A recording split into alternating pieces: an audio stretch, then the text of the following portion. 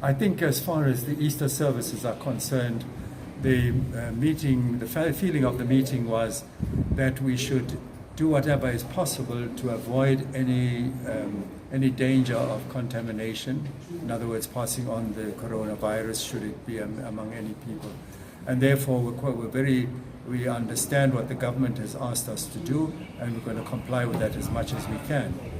In many cases, it's going to mean multiplying the number of services in order to accommodate the 100 limit of people on any gathering. We will continue with the Easter services, but we may take every precaution that's necessary. And that's where we need to engage with government in regard to the supply of water to the areas where there's water problems. But also we think that there should be a supply of sanitizers and things like soap and water and so on, in order to help people to avoid picking up the contagion and then passing it on to others.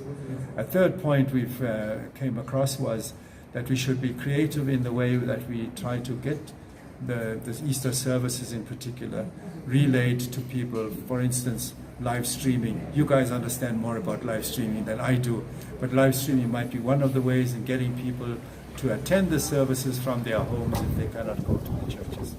And the last thing is we would like to put out a pastoral letter, first of all encouraging people to understand that this is a challenge before us and we must not give in to that challenge, we must rise up above it. What would your response be, Cardinal Napier, to people who may say that by proceeding with the services, you're actually risking the lives of many people?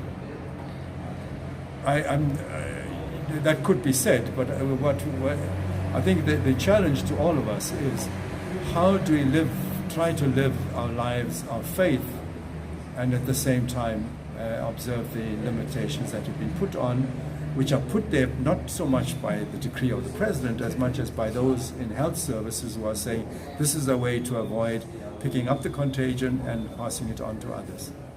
If all human contact is to stop, then I don't see how we can continue living a human life.